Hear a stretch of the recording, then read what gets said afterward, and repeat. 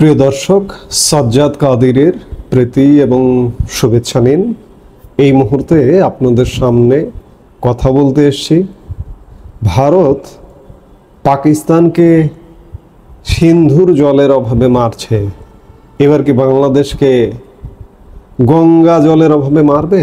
এই প্রসঙ্গটা নিয়ে আপনাদের সামনে কথা বলতে এসেছি।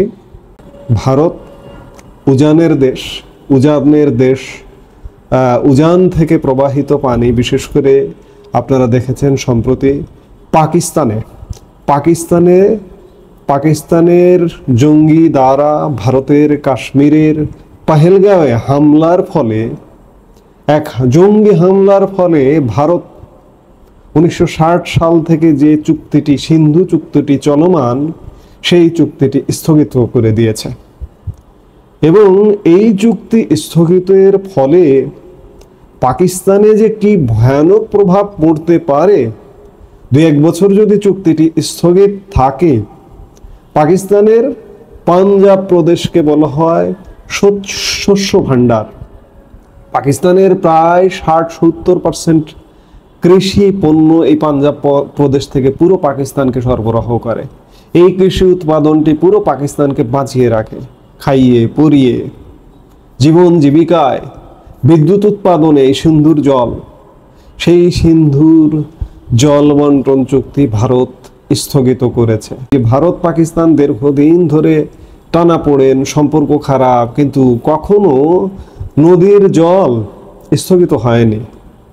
এই 24 এপ্রিলে তেমনটাই ঘটেছে, নদীর জল স্থগিত করার মতো ঘটনা ঘটেছে। এবং পাকিস্তান এমন ঘোষণাও দিয়েছিল যে সিন্ধুর জল বন্টন চুক্তি স্থগিত করা হলে এটিকে যুদ্ধ হিসেবে দেখা হবে, যুদ্ধ ঘোষণা করা হবে। ভারত পাকিস্তানের 4 দিনের যুদ্ধও ঘটেছে। ভারতে পাকিস্তানের জঙ্গি ঘাঁটি গুড়িয়ে দিয়েছে এবং পাল্টাপাল্টি 4 দিন যুদ্ধ হয়েছে। এই মুহূর্তে যুদ্ধ বিরতির মধ্যে আছে ভারত পাকিস্তান। আজকে এই প্রসঙ্গটি যখন আলোচনা হচ্ছে, বহুল আলোচনা, ঠিক তখন ভারতের সাথে আমাদের যে বাংলাদেশের যে একটা গঙ্গা চুক্তি আছে, এই চুক্তিটির সময় প্রায় শেষ পর্যায়ে এসে পড়েছে।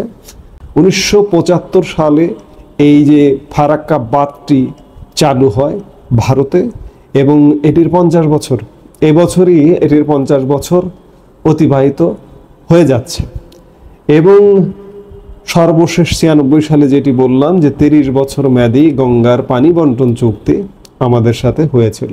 এই চুক্তিটা হচ্ছে এমন যে এই চুক্তির ফলে বাংলাদেশ কতটুকু পানি পাবে, ভারত কতটুকু পানি পাবে, বিশেষ করে শুষ্ক মৌসুমে 11 মার্চ থেকে 11 মে পর্যন্ত পানি বন্টনের, দুদেশের পানি কে কতটুকু পাবে, সেই পানি ভাগাভাগির একটা বিষয় নির্ধারিত ছিল।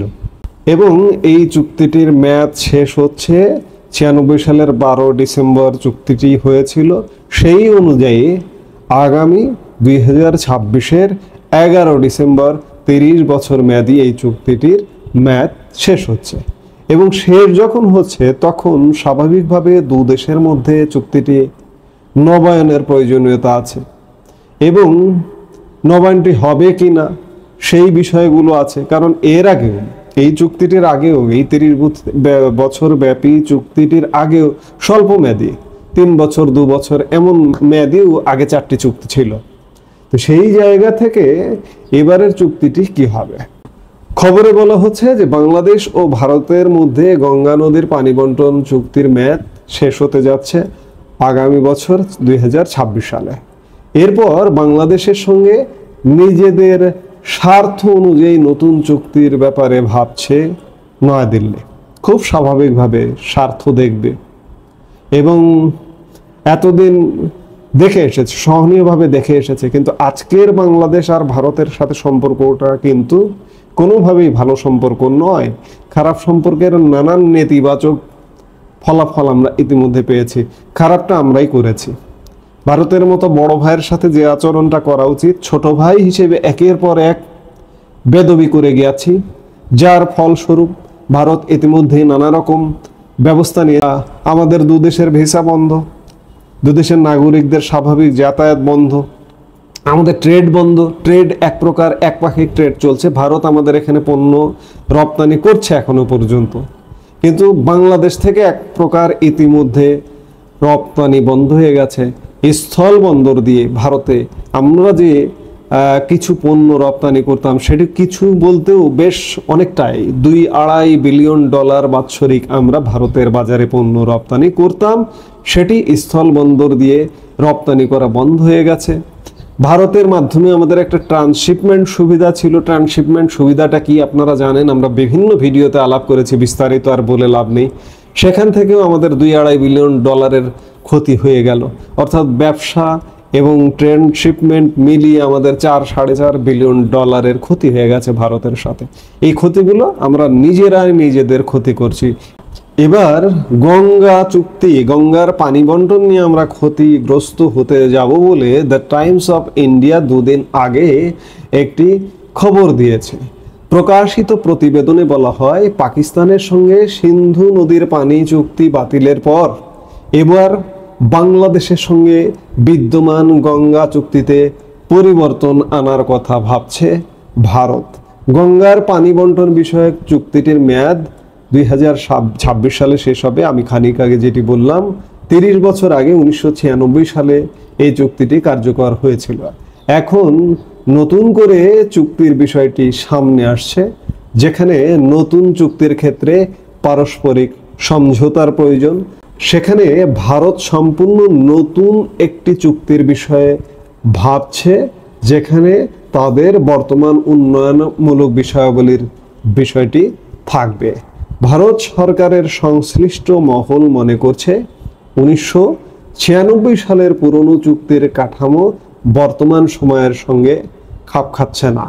জলবায়ু পরিবর্তন, কৃষি সম্প্রসারণ, বিদ্যুৎ উৎপাদন ও নদীবন্দর ব্যবস্থাপনার মতো নানা কারণে শুষ্ক মৌসুমে ভারতের পানির চাহিদা বহুগুণে বেড়ে গেছে। ফলে আগের চুক্তির আওতায় নির্ধারিত পানি সরবরাহ দেশটির জন্য প্রয়োজন পূরণ করতে পারছে না। ভারতের পরিকল্পনা অনুযায়ী প্রতি বছর মার্চ থেকে মে মাস পর্যন্ত ফারাক্কা ব্যারেজ থেকে তারা আরও অতিরিক্ত 30 থেকে 35 হাজার কিউসেক পানি নিতে চায়। তাদের দাবি, বর্তমান উন্নয়নমূলক কর্মকাণ্ডের জন্য এই বাড়তি পানির প্রাপ্যতা জরুরি। ফারাক্কাবাদ পশ্চিমবঙ্গের মালদা জেলায় অবস্থিত হয়। এ বিষয়ে রাজ্য সরকারের মতামত গুরুত্বপূর্ণ। এদিকে টাইমস অফ ইন্ডিয়া জানিয়েছে, এই নতুন চুক্তির পক্ষে ভারতের কেন্দ্রীয় সরকারের পাশাপাশি পশ্চিমবঙ্গ সরকারও একমত। তাদের মতে এখন যে পরিমাণ পানি দরকার তা বর্তমান চুক্তির আওতায় পাওয়া সম্ভব নয়। যেটি হোক, টাইমস অফ ইন্ডিয়া বলেছে, আমরা আগে থেকেই বেশ কিছুদিন ধরেই এমনটা আভাস পাচ্ছিলাম যে আমাদের আসন্ন যে গঙ্গা পানি বন্টন চুক্তির মেয়াদ শেষ হচ্ছে, এ ব্যাপারে দু দেশের আলাপ আলোচনাও সন্তোষজনক পর্যায়ে এখন পর্যন্ত নয়, কারণ সময় খুব বেশি নেই। এরই মধ্যে আলাপ আলোচনা শুরু হওয়া দরকার। এবং আমরা দেখছি যে অন্যান্য সংকট শুরু হয়ে গেছে বাংলাদেশের সাথে ভারতের। পানিতেও সংকট যে শুরু হবে, এটি আমরা বেশ কিছুদিন যাবতই ধারণা করছিলাম। টাইমস অফ ইন্ডিয়ার নিউজের প্রেক্ষিতে এটি অন্ততপক্ষে স্পষ্ট যে বাংলাদেশ শুষ্ক মৌসুমে ভারতের কাছ থেকে আগে যেভাবে পানি পাচ্ছিল, এখন থেকে সেই পানি পাবে কি না, চুক্তিটি যদি ভারত যেভাবে চাইছে সেইভাবে যদি ভারত নেয়, একতরফাভাবে নেয়, একতরফাভাবে নিলে কি বা করার আছে? আন্তর্জাতিক আইন আছে, জাতিসংঘ সনদ আছে, উজানের পানি কিভাবে বন্টন হতে পারে কিংবা কেউ আটকে রাখতে পারে কিনা, যাই থাকুক না কেন, পাকিস্তানের সঙ্গে নেই। পাকিস্তানের সিন্ধুর জল আটকে দিল ভারত, দিচ্ছে না। আজকে যদি বাংলাদেশের গঙ্গার জল ভারত আটকে দেয়, এই যে বাড়তি 30-35 হাজার কিউসেক পানির কথা বলছে, আমাদের বন্টনটা এমন যে প্রতি বছর 11 মার্চ থেকে 11 মে পর্যন্ত 70 হাজারের নিচে যদি পানি থাকে গঙ্গায়, তাহলে বাংলাদেশ কমপক্ষে 35 হাজার কিউসেক পানি পাবে।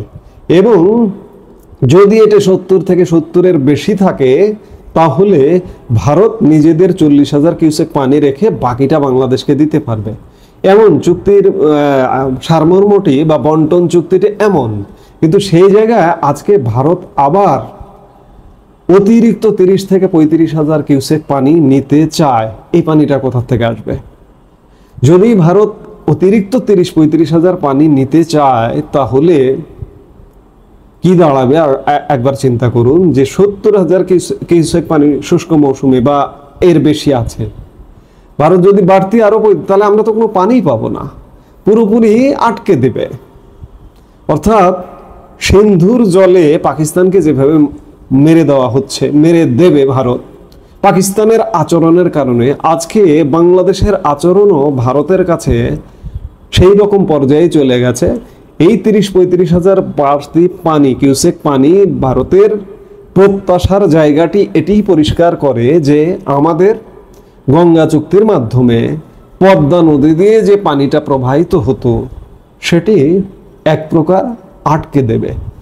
আমাদের দেশে যতটুকু পানি থাকে ততটুকু পানি পেয়ে আমাদের শান্ত থাকতে হবে। উজান থেকে যদি নদীতে ভাটিতে পানি না আসে, সেই পানি যদি আটকে দেওয়া হয়, কি অবস্থা হতে পারে কল্পনাও করতে পারেন না। মরুভূমির কথা জানেন আপনারা, মরুভূমির এই মরু অঞ্চলগুলো জেগে উঠেছে, সেই অঞ্চলগুলোতে কিন্তু একসময় নদী ছিল, সেই নদীগুলো মরে গিয়ে মরুভূমি তৈরি হয়েছে।